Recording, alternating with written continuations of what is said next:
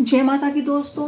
भाई दूज पर जब आपके घर भाई आता है तो आप अपने भाई के लिए ये सारी सामग्री लेकर उन्हें सामने अपने सामने चौकी पर बिठाकर उनको हल्दी कुमकुम चंदन से तिलक करके और उनको मिठाई खिलाकर उनके साथ आपको भाई दूज का व्रत करना चाहिए और दिया जलाकर उनकी आरती उतारनी चाहिए।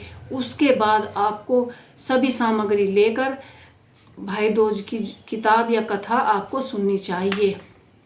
तो ये मैंने यहाँ पर भाई दूज की मेरे पास जो किताब है, पुस्तक है, आप उसे अकेले भी पढ़ सकते हैं या किसी के साथ बैठकर भी आप यह पुस्तक पढ़ सकते हैं।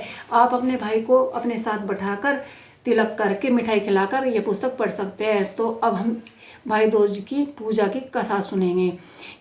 यह कथा कार्तिक शुक्ल पक्ष की द्वितीया को मनाया जाता है। यहाँ भाई बहन के प्रेम का प्रतीक है। इस दिन भाई बहन के साथ साथ यमुना स्नान करता है, तिलक लगवाता है तथा बहन के घर जाकर भोजन करता है। भोजन के अधिक फायदे होते हैं। इसी दिन बहन भाई को पूजा करती है और द्वितीय तथा अपने सुहाग की कामना करती है। हाथ जोड़कर यमराज से प्रार्थना करती है कि इसी दिन यमुना जी ने अपने भाई यमराज को भोजन कराया था, इसीलिए इसे यम द्वितीय भी कहा जाता है। इसी दिन श्रद्धा भावना से संपूर्ण वस्त्र समुद्र आदि बहन को देना चाहिए। इसकी कथा करते हैं। अब इसकी कथा आरंभ करते हैं। सूर्य भगवान की स्त्री का नाम संज्ञा देवी था। उसको इनकी 2 संतानें, पुत्र यम था, कन्या यमुना थी और उनका पुत्र यमराज था।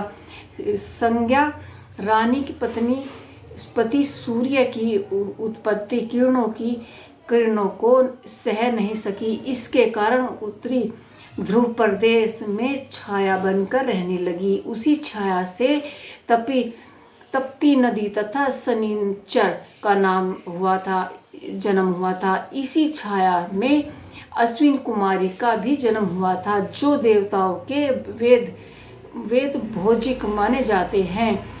इसे छाया का यम कहा जाता है। छाया यमता का व्यवहार होने लगा। इससे खीन होकर यम ने जो गोलोक चले गए और उन्होंने दूतों को भेजकर यमुना को बुलवाया और खुजवाया, मगर वह मिली नहीं। फिर भी स्वयं ही उन्हें खोजने के लिए वह जंगल में चले गए और यमुना जी से भेंट हुई। भाई को देखते हुए यमुना ने हर्ष विभोर से स्वागत किया और उनका सत्कार किया। और यमुना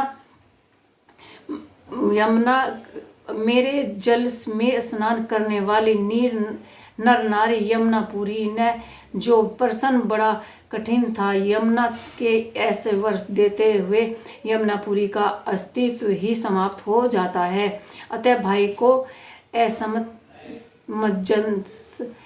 से देखकर अनबना सा देखकर यमुना बोली कि अतिक चिंता न करो, मुझे यह वरदान दे के जो भी लोग आज के दिन बहन के यहाँ भोजन करेगा, इसी मथुरा नगरी में स्थित विश्राम घाट के सामने स्नान करेगा, उसे 3 लोकों की प्राप्ति होगी। यमराज ने यह स्वीकार कर लिया और उसने भोजन करने के लिए वह बाध्य हो गए। यमुनापुरी में जाकर उनको स्नान करने के लिए स्वर्ग की प्राप्ति हुई। तो ऐसे ही आप अपने भाई दूज की कथा सुन सकते हैं और पढ़ सकते हैं। ऐसे ही आप अपना वो